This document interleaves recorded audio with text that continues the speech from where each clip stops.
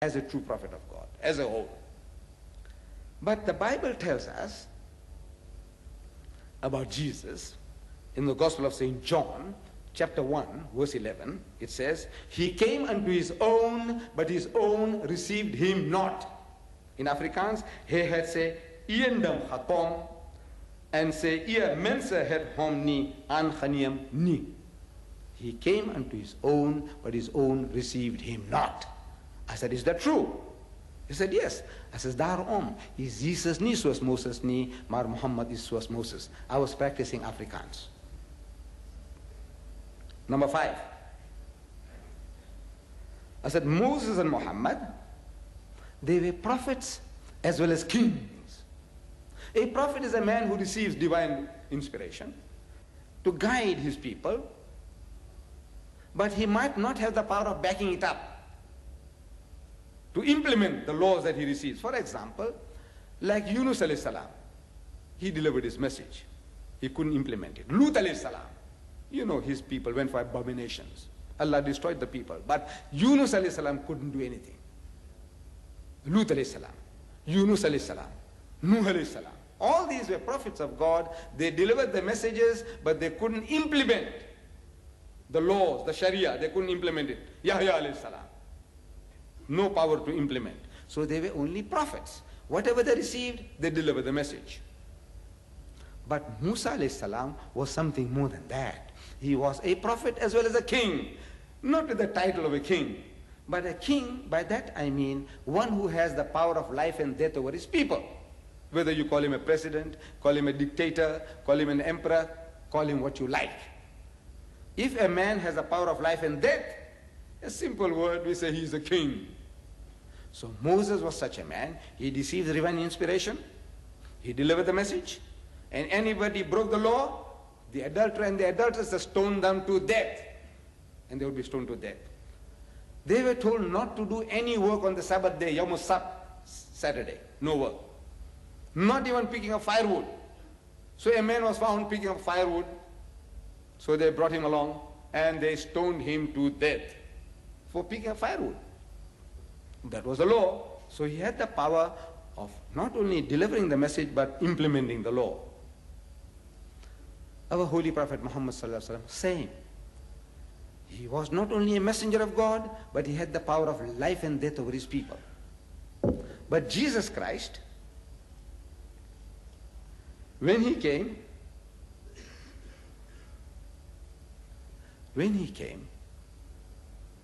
and he was confronted by the Romans, the Jews implicated him, and he was brought for trial for treason. That was the trial, was for treason against the state, that this man is trying to pervert the nation, trying to create turmoil in the nation. So Pontius Pilate, the Roman governor, questions Jesus. He says, "Art thou the king of the Jews? Are you the king?" So Jesus says, "Thou sayest." That's what you say. So he said, "Am I a Jew to say that?" But when he was questioned, pressurized further, he says, "My kingdom is not of this world. My koninkrijk is nie van hierdie wêreld nie. If my kingdom was of this world, then my disciples would have taken up the sword to fight, which they didn't do. So my kingdom is not from hence, not from here, not an earthly kingdom. Mine is a spiritual kingdom," meaning I am a prophet of God, trying to guide people spiritually, not to shoot out or kill people, chopping off people's heads. No, that's not my job. I didn't come for that. So he says, my kingdom is not of this world. In other words, his is a spiritual kingdom. Moses had a spiritual as well as a material kingdom. The Prophet Muhammad also had a spiritual as well as a material kingdom. Jesus had only a spiritual kingdom. He was only a prophet. Is that true? So Dumini said, yes. I said, therefore, Jesus is not like Moses, but Muhammad is like Moses. Number 6. Moses and Muhammad, they brought new laws and new regulations for their people.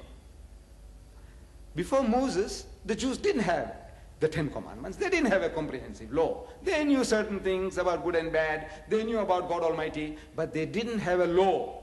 Hazrat Musa alayhi salam gives them the 10 Commandments, and he gives them the laws of ceremonial law about purity, what is pak, what is napak, what is pure, what is impure, what to eat, what not to eat, and every little minutest detail, which they didn't have before. New law, new regulation. The Arabs before Islam also had no law. They were an absolutely a barbaric people. A people, a nation that buried the daughters alive. They married the stepmothers. These Arabs, before in the Ayyamul Jahiliyyah, the days of ignorance before Islam. Drunkards, adulterers, gamblers, fratricidal wars over little things. They were fighting for decades. Gibbon, the master historian, in his Decline and Fall of the Roman Empire, he describes the situation beautifully. He says, the human brute, the animal in human form, the human brute, almost without sense, is poorly distinguished from the rest of the animal creation. That the only thing that differentiates him between the animal and him is the form. Ahsani taqweem. Allah has made you in the best of forms. Otherwise, worse than animals. These Arabs, no laws, no regulations. From that, through Allah's Kalam, the Quran, our Nabi Kareem Sallallahu Alaihi Wasallam, in the 23 years of his prophetic life, he transformed them into an angelic people. Thomas Carlyle, one of the greatest thinkers of the past century, he delivered a series of talks in England, and among his hero prophet, he chose our Nabi Kareem Sallallahu Alaihi Wasallam. Not David as his hero prophet, or Solomon, or Moses, or Jesus. He chose the Holy Prophet Muhammad as his hero prophet.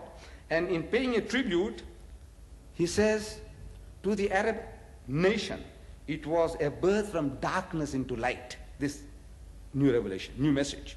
It was a birth from darkness into light. Arabia became first alive by means of it. A poor shepherd people, roaming unnoticed in its desert since the creation of the world. These were the Arabs. Nobody would give them a second look. The human rubbish. That's what they were. Alexander the Great passed them by. The Persians passed them by. The Romans passed them by. Nobody was interested in this human rubbish. What are you going to do with them? They didn't know oil was going to come out there. They didn't know. They just passed them by. So see, the unnoticed becomes world notable. The small has grown world great. Within 1 century afterwards, Arabia was at Granada, that's in Spain, on one hand, and at Delhi on the other. Glancing in valor and splendor and the light of genius, Arabia shines over a great section of the world. He says, belief is great, life-giving. The history of a nation becomes fruitful, soul-elevating, great, so soon as it believes. Is it not as if a spark had fallen, one spark on a world of what seemed black, unnoticeable sand? But lo, the sand proves explosive powder, blazes heaven high from Delhi to Granada. This is what the message did, overnight. In decades, what the Roman Empire took 1,000 years to build, within decades, they built an empire greater than that of Alexander the Great, greater than that of Rome. What did it? Is this new, revitalizing message. The message of Islam did the job, changed, transformed the nation. New laws, new regulations. Moses brings new laws, new regulations. The Holy Prophet Muhammad brings new laws, new regulations. Jesus Christ, when he was confronted by the Jews, they were thinking that this man is bringing a new religion. So Jesus assures them, according to the Gospel of St. Matthew, chapter 5, verse 17, 18, and 19, he says, think not that I am come to destroy the law or the prophets. I am come not to destroy, but to fulfill. He says, Muni dink dat et hakom het om die wet of die profete te ontbind nie. Ek het nie gekom om te ontbind nie, maar te vervul, but to fulfill. I said, is that true? That's what he told the people, that he had brought no new laws, no new regulations. He has come to fulfill the law. He said, whosoever therefore shall break one of these least commandments, or shall teach men so, shall be called the least in the kingdom of heaven. But whosoever shall teach and do, shall be called great in the kingdom of heaven. He has come assuring the Jews with no new laws, no new regulations. He's only come to confirm, fulfill the previous revelation. Is that true? So he said, yes. I said, therefore, Jesus is not like Moses, but Muhammad is like